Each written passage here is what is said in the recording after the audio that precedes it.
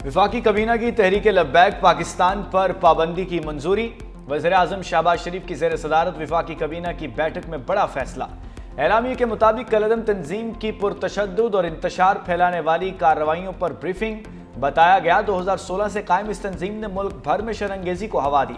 तंजीम की वजह से मुल्क के मुख्तलिफ हिस्सों पर पुरतशद्दुद वाक़यात हुए। 2021 में भी उस वक्त की हुकूमत ने पाबंदी लगाई। 6 माह बाद इस शराइत पर हटाई गई कि आइंदा बदअमनी की कार्रवाइयाँ नहीं की जाएंगी। तंजीम ने 2021 में दी गई जमानतों से रूगर्दानी की। माजी में भी TLP के पुरतशद्दुद एहतजाजी जलसों और रैलियों में सिक्योरिटी एहलकार और बेगुनाह राहगीर जहाँ बहक हुए। विफाकी कबीना ब्रीफिंग और हुकूमत पंजाब की सिफारिश के बाद इस नतीजे पर पहुंची कि TLP दहशत गर्दी और पुरतशद्दुद कार्रवाइयों में मुलव्विस है।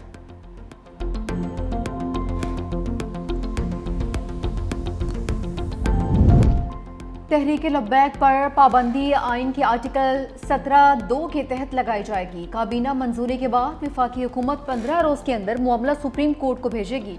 केस बनेगा तहरीक लब्बैक पाकिस्तान की खुद मुख्तारी या सालमियत के खिलाफ सरगर्म है। सुप्रीम कोर्ट तहरीक लब्बैक को दिफा का मौका फराहम करेगी। सुप्रीम कोर्ट उसे सुनकर पाबंदी बारे हतमी फैसला करेगी। पाबंदी लग गई तो TLP किसी इलेक्शन में हिस्सा नहीं ले सकेगी। मुल्क भर में उसका तंजीमी ढांचा भी खत्म हो जाएगा।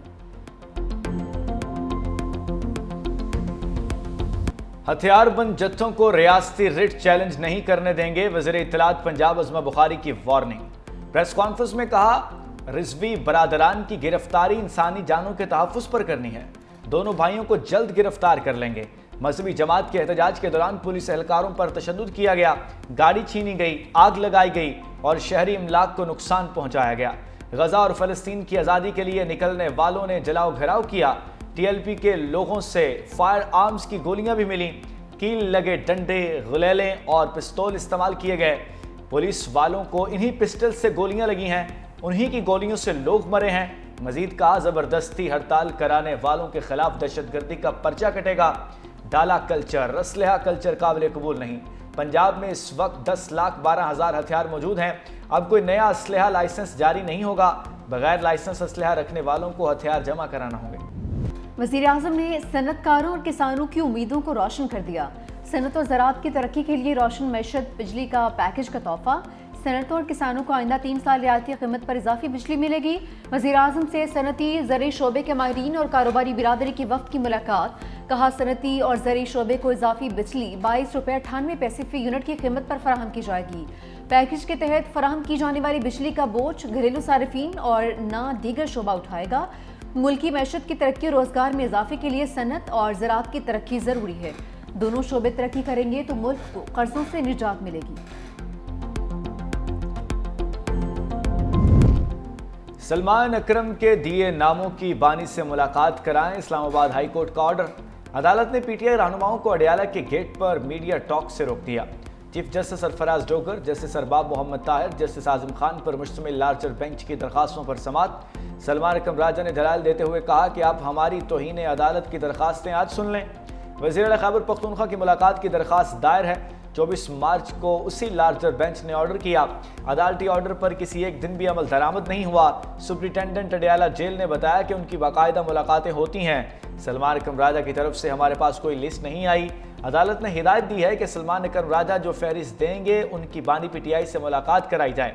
अडयाला जेल में सियासी गुफ्तगू पर पाबंदी का पंजाब हुकूमत का फैसला भी बहाल। इस्लामाबाद हाई कोर्ट के लार्जर बेंच ने सिंगल बेंच का फैसला मुअत्तल कर दिया। जस्टिस सरदार एजाज इसहाक पर मुश्तमिल सिंगल बेंच ने सियासी गुफ्तगू के कानून को कलअदम करार दिया था।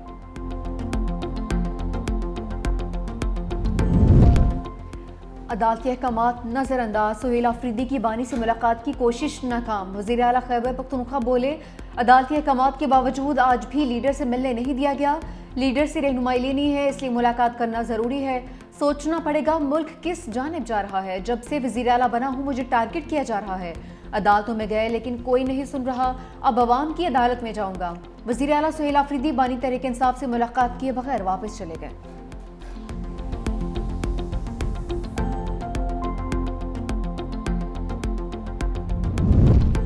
अदालती बेंचेस ख्वाहिशात के मुताबिक नहीं, आईन और कानून के मुताबिक बने हैं। जस्टिस जमाल मंदोखेल ने रिमार्क्स दिए।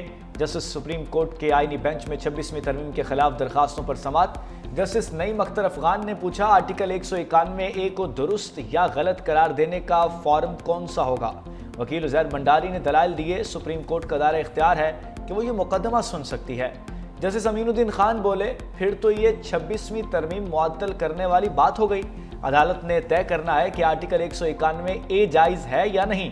जस्टिस मोहम्मद अली मजन ने रिमार्क्स दिए, आर्टिकल 191 ए जायज़ शिक है, तभी आइन का हिस्सा है। जस्टिस शाहिद बिलाल हसन ने रिमार्क्स दिए, अगर हमने फुल कोर्ट बना दिया तो आपको हतमी रिलीफ मिल जाएगा। रावलपिंडी में बिछाए स्पिन जाल में शाहीन खुद जकड़े गए। जनूबी अफ्रीका ने 2007 के बाद पाकिस्तानी सरजमीन पर पहली फतह समेट ली। दूसरे टेस्ट में प्रोटीज ने कौमी टीम को 8 विकेटों से शिकस्त दे दी। 68 रन का हदफ 2 विकेटों पर हासिल कर लिया। 2 टेस्ट मैचेस की सीरीज 1-1 से बराबर। कौमी टीम दूसरी इनिंग्स में सिर्फ 138 रन पर ढेर। बाबर आजम 50 रन बनाकर टॉप स्कोरर रहे। सलमान अली आगा 28, रिजवान 18, साजिद खान 13, साद शकील 11 रन बनाकर पवेलियन लौटे। कप्तान शान मसूद, नुमान अली और शाहीन आफरीदी खाता खोले बगैर रवाना हुए। इमामुल हक और अब्दुल्ला शफीक डबल फिगर में भी दाखिल नहीं हो सके। Keshav Maharaj player of the match, जबकि मैथुस्वामी प्लेयर ऑफ द सीरीज करार। पाकिस्तान टेस्ट रैंकिंग में 5वें नंबर पर आ गया। हार्मर के स्पिन हथियार ने पाकिस्तानी बैटिंग लाइन को हार्म कर दिया। जनूबी अफ्रीकन स्पिनर साइमन हार्मर ने 6 खिलाड़ियों को पवेलियन भिजवा दिया।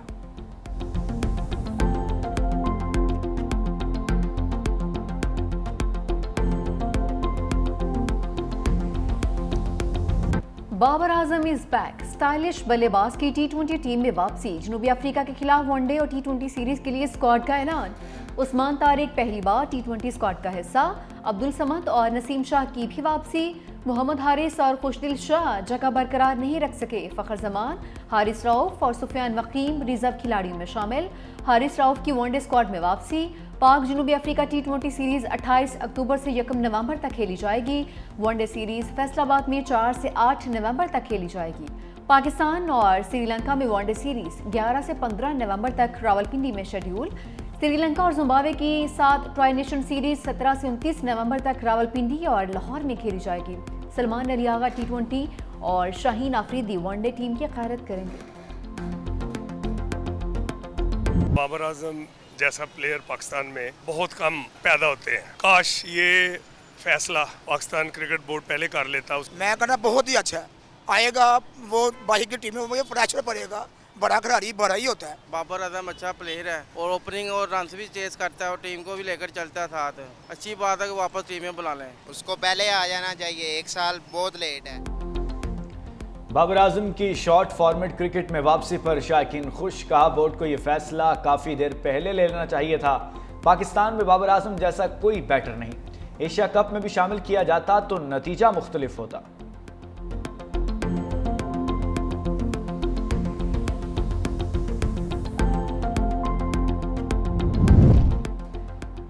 भारत ने क्रिकेट के बाद हॉकी को भी दागदार कर दिया। पाकिस्तान भारत में होने वाले जूनियर वर्ल्ड कप से दस्तबरदार। कौमी हॉकी फेडरेशन ने FIH को आगाह कर दिया। मौक़िफ़ अपनाया कि भारत में इन हालात में जाकर खेलना मुनासिब नहीं। IFH को पाकिस्तान के मैचेस के लिए न्यूट्रल वेन्यूज का ऑप्शन भी दे दिया।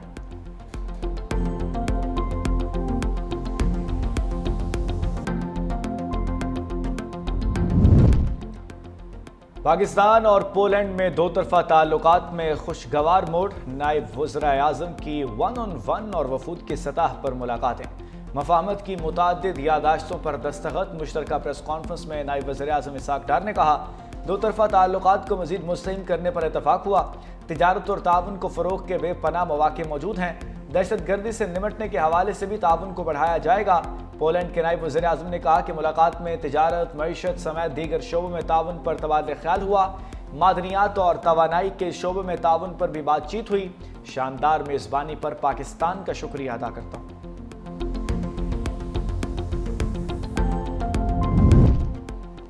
सदर आसिफ अली जरदारी से वज़ीर आला सिंध के मामले खसूसी शाम सुंदर इडवानी की मुलाकात। सदर मुमलिकत को महकमा अक़लियती अमूर की कारकर्दगी से मुतालिक आगाह किया। शाम सुंदर इडवानी ने सदर पाकिस्तान के हमरा दिवाली का केक भी काटा।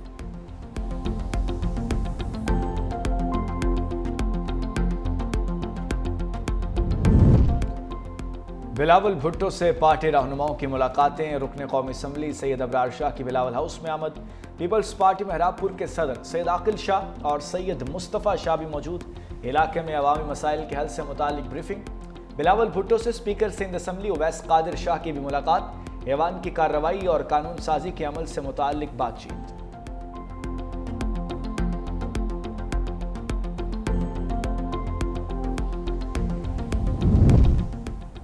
पाकिस्तान अब इक्तिसादी इस्तेहकाम के मरहले में दाखिल हो चुका। वज़ीर ख़जाना मोहम्मद औरंगज़ेब पुरआज़म कहा, निजकारी अमल में मुल्की बिजनेस ग्रुप्स की शमूलियत खुश आइंद है। वज़ीर ख़जाना से बरतानवी हाई कमिश्नर जन मेरिट की मुलाकात। इक्तिसादी और तरक्याती ताउन को मज़ीद गहरा करने पर तबादला ख्याल। बरतानवी हाई कमिश्नर ने पाकिस्तान की मुआशी इस्लाहात और माली निज़ाम में पेशरफ्त को सराहा। वज़ीर ख़जाना मोहम्मद औरंगज़ेब से नीदरलैंड्स के नए सफ़ीर रॉबर्ट जॉन की मुलाकात भी हुई। दो तरफ़ा तिजारत और सरमायाकारी के फ़रोग़ पर तबादला ख्याल।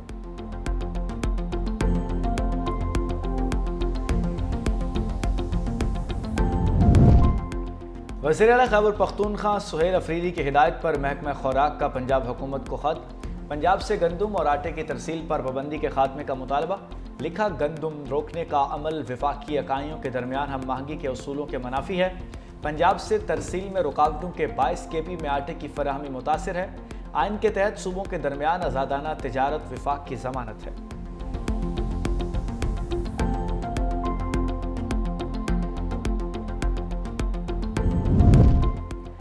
IMF को गंदम की कम अज़ कम इमदादी कीमत मुकर्रर करने पर भी एतराज़। वजारत फूड को खत लिख कर आगाह कर दिया। गंदम पॉलिसी के खदोखाल तलब कर लिए। वजारत ने तहफ़्फ़ुज़ात दूर करने के लिए भी कर दिए। बताया, गंदम की इमदादी कीमत फिक्स नहीं की गई। कम अज़ कम इमदादी कीमत की बजाय इंडिकेटिव कीमत का तयन किया गया है। अमरीका की इंटरनेशनल हार्ड रेट गंदम की कीमत की बुनियाद पर इंडिकेटिव प्राइस निकाली गई है।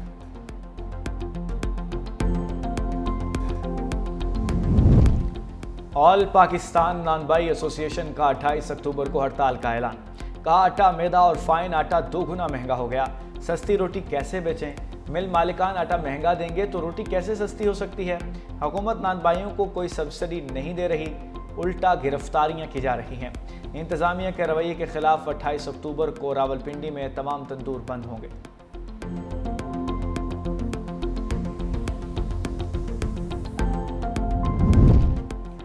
अवाम को सस्ता गोश्त फराहम करने का फैसला। मटन, बीफ, अंडे और चिकन की एक्सपोर्ट पर कुछ अरसे के लिए पाबंदी की तजवीज़ पेश।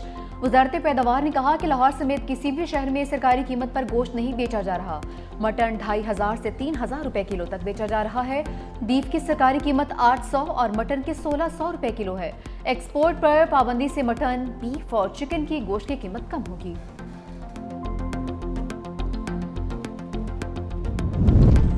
पीपल्स पार्टी ने हमेशा खवातीन को अपनी पॉलिसियों का मरकज रखा। सीनियर वजीर सिंध शर्जील मेमन का कराची में चीनी कौंसलेट में खिताब। का 21 लाख घरों के तारीखी मंसूबे में मलकियत खवातीन के नाम पर की जा रही है। खवातीन के लिए पिंक बस सर्विस और मुफ्त इलेक्ट्रिक स्कूटीज मुतारिफ कराई। सदर आसिफ अली जरदारी ने BISP के जरिए लाखों खवातीन को मुआशी तहफ़्फ़ुज़ दिया।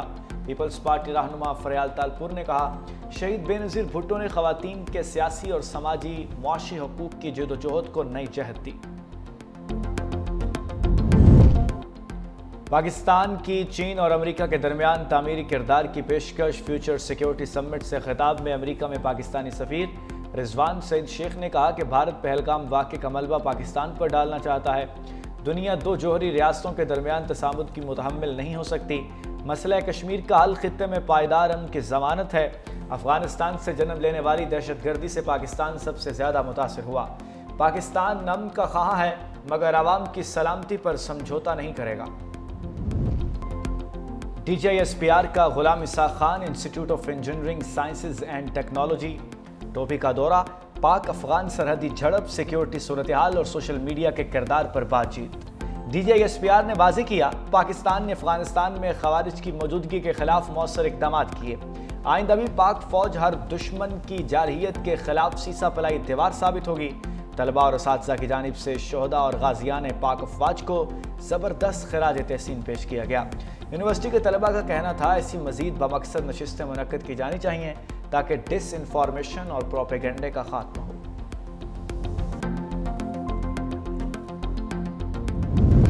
इसराइली पार्लियामेंट ने मगरबी किनारे को जम करने का गैर कानूनी बिल मंजूर कर लिया। अमेरिका ने इकदाम गजा मुआहदे के लिए खतरनाक करार दे दिया।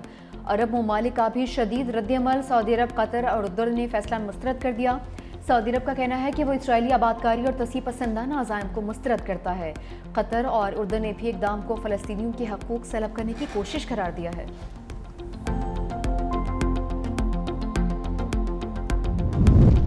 इसराइल की हठधर्मी का सिलसिला बरकरार। आलमी अदालत इंसाफ के हुक्म के बावजूद अनरवा को गजा में दाखिले की इजाज़त से इनकार कर दिया गया। इसराइली हुकाम का कहना है कि अमेरिका को बता दिया है कि अनरवा को गजा में कदम रखने नहीं देंगे। आलमी अदालत ने इसराइली हुकाम से अनरवा को गजा में इमदादी सरगर्मियों में हिस्सा लेने की इजाज़त का मुतालबा किया था।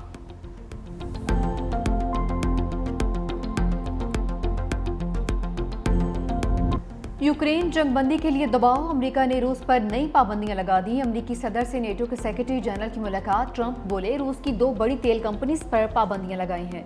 ये इस बात की तरफ इशारा है कि हम आइंदा क्या करने जा रहे हैं। प्यूटन से मुलाकात मुनासिब नहीं लगी, इसलिए मनसूख कर दी। पाकिस्तान और भारत समेत 7 जंगें रुकवाई हैं। चीन ने रूस के खिलाफ एकतरफा पाबंदियों की मुखालफत कर दी। चीनी वजारत खारजा ने कहा कि जबर और दबाव से कोई मसला हल नहीं होगा।